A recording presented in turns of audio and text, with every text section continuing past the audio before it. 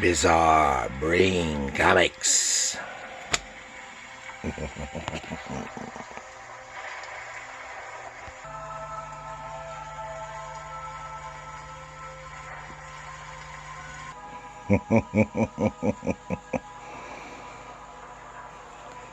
Hello.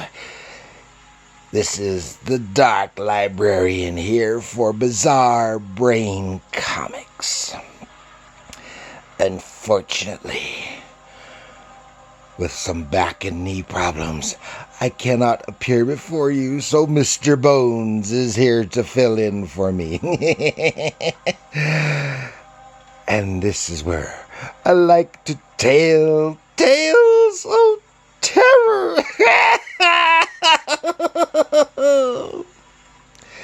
Oh, yes, and this time, the terror tales we're going to talk about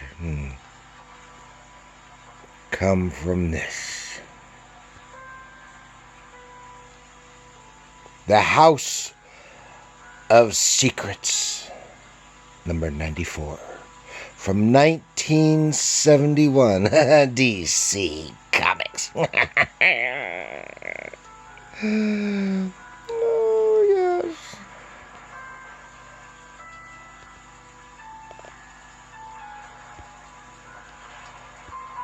Yes, show it to them, Mr. Bones. Oh, yes. And House of Secrets. It's a companion book to the House of Mystery, which we've talked about here before. So let's get Mr. Bones to give it to me, so I can show you. All right, here we are.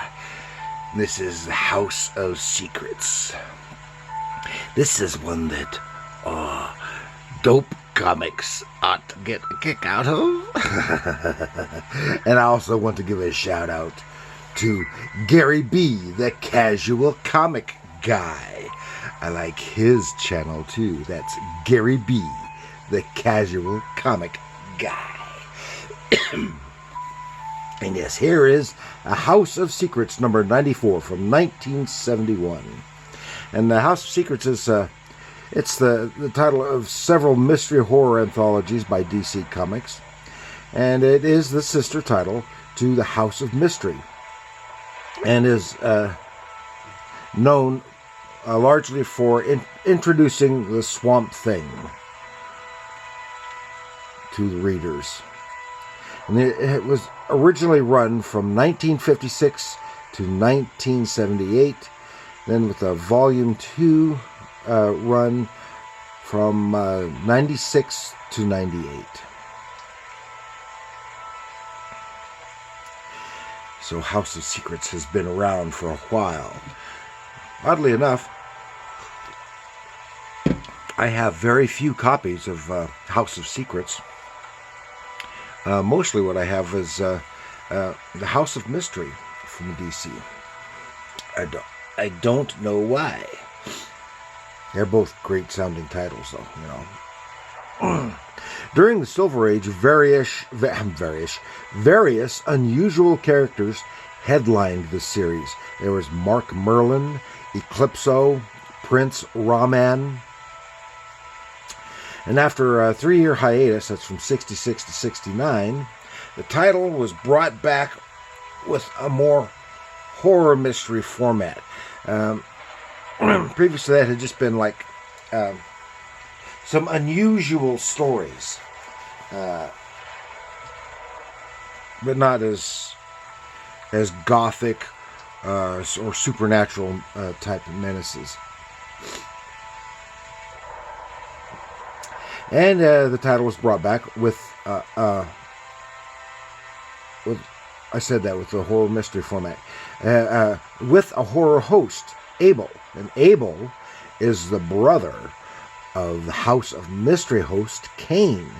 And they both co-hosted Plop years later in the mid-70s. That's funny. Which just again goes to prove what I've said before.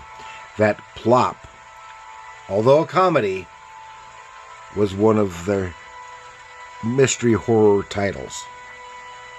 Okay, and this title, House of Secrets, had a conflict with the Comics Code Authority because this is rather famous too, and significant because of the writer Marv Wolfman. Because of his name was prohibited by the Comics Code Authority regulations when they started giving him writing credit. So they had to loosen up the regulations for the code, and other creators began griping that they weren't getting credit. So they gave them credit. The code loosened up, which gave rise to all those great horror/mystery comics of the 70s from both Marvel and DC. All because of Marv Wolfman's name. I think that's funny. Now the story we're going to look at in more detail. It was it was written by Al Weiss. No. I said that wrong. It was drawn by Al Weiss. The writer was different. And he was born in 1948. The American comic book artist and writer, is known for work at Marvel and DC. And he started his professional career at Warren Publishing in Creepy number 35.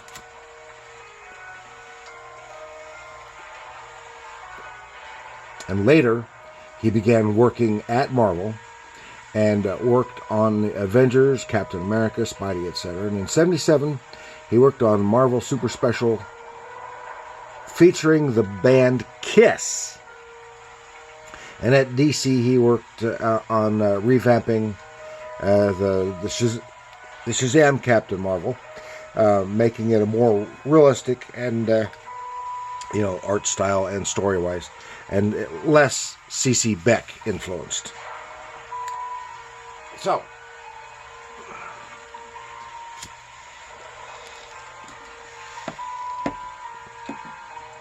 we're going to have a little look here within the pages. Now look at this cover, this great cover illustration. Very gothic, very Jekyll and Hyde-ish. It is a Jekyll and Hyde story there, but this is a great cover drawn by Bernie Wrightson. Has a nice, lovely grayscale in there, giving it a more moody appearance. Of course, this is a rough copy. You can see the corner torn here. Reading copy, but then I'm not big on collecting for the higher grades and stuff. And we'll just take a little look in here. Here it starts off with the story.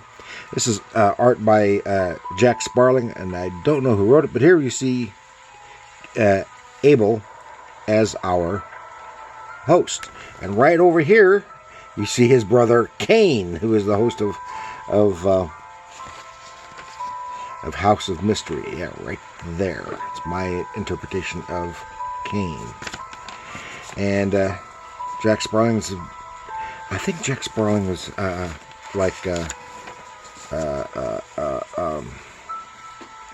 what was his name? Bomba the Jungle Boy. He also worked with Frank Robbins on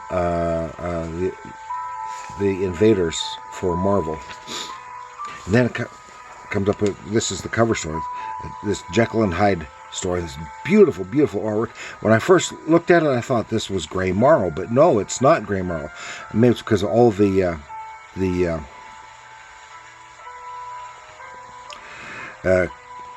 I suddenly can't think of the name. That happens when you get old. The board where you get the duotone board with apply the chemicals for all this, because it's all foggy. It's to give this nice gray tone. But it's actually the art of Tony DeZuniga, written by Len Wein. Of course, Tony doesn't. He was a great Filipino artist. His work was really, really good on like Jonah Hex, the westerns, and some of the fantasy work at Marvel. And see, it's just some wonderful, wonderful work there. And it turns out being a Jekyll and Hyde type story. Then we've got The Day Nobody Died is reprint. So those were new stories. Here we have a couple of reprint stories from the old days. I don't know who this artist here was. There was no credit. And followed with Track of the Invisible Beast. It's also a reprint story from the 50s with art by Alex Toth. Some really lovely stuff. And the giant monster aspect makes me think more of some of the Marvel monster stories. And then here we go. Abel's Fables. Sergio Aragonés. And this is the kind of stuff that gave rise to Plop.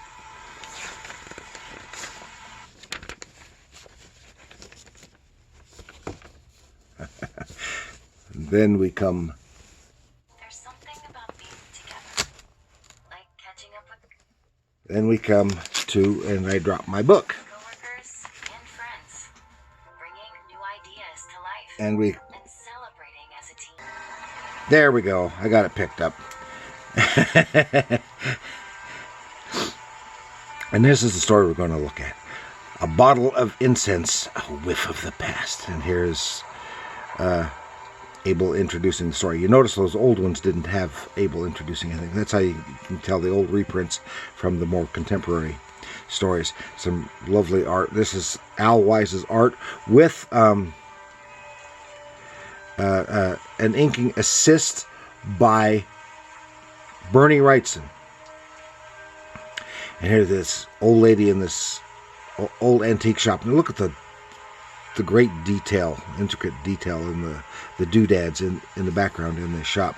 And she is just she's got foul-mouthed shrew wanting this bottle at the shop, and says, "Cecilia, it'll be the end of you. I can tell you, no one who's owned this bottle has ever come to good." Don't know what that means. She's walking down the street, goes to Central Park, gets in a rowboat, rows across to a little island that has a castle on it and I take it this is a real castle.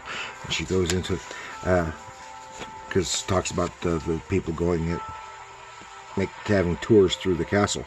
And here she is. I can see the great character in that old lady's face. And she goes into the hidden chambers way down below and starts. You can see some witchy stuff, and starts doing some chant, something from her spell casting. And then we see flashbacks through her life from back in the 20s when she was young and beautiful and very popular, and she just used men like dirt. They all loved her, and she would take from them whatever she could. I mean, it's a beautiful work in here. The great design work, page layout, and placing of the caption boxes without them being boxes. The style, it's just all lovely. The lovely faces, the costumes and the like, and all these people, how she just treats them like crap. And then here she is. She meets this one man who goes by the name of Osmodeus. Yes. And he invites her to go to this place where and it turns out it's where they're having a seance, and goes, "Osmodeus, this is a seance. How terribly juvenile. Are all these people serious? It's insane." And he's kind of offended. Look at his great face. And she just belittles everything. And so she walks out on him. But she is oddly compelled by him as well. Because she is someone who loves no one. But she seems to be falling in love with this man. And she almost turns back. He runs out to get her. And he is accidentally run down by a vehicle. Oh, and there she is. She realizes that she was, in just a short time, she was coming to love him. And tears run down her cheeks, as has never happened for anyone before. And then there she is in her old age. Oh, send me quickly sustenance. She's trying to raise him from the dead, return him to the land of the living so that she can love him. And all this spooky stuff going on, this smoke and and flame, and then this horrid beast rises. And what is it? This is Asmodeus, has been risen from hell. When he appears, he just thumps on top of her and kills her. As he's hungry, and he eats and he drinks. And it's as if, think, Asmodeus, use the paths of memory which once lit your brain. Do you know that crumpled, weazened form? Do you see a lost love under the seams of that ancient flesh? It doesn't matter. She's dead, and he has been released, and he doesn't care. She loved him, and he can no longer remember the pangs of love, if he ever truly knew them. And she might have cried, yes. And here it is, the script by Francis Bushmaster. Well, Francis Bushmaster was actually a pseudonym for writer Jerry Conway. And that is that issue of House of Secrets. And I hope you enjoyed our little trip down terror trail. Oh, please like, share, subscribe, leave a comment. Have you got read many House of Secrets?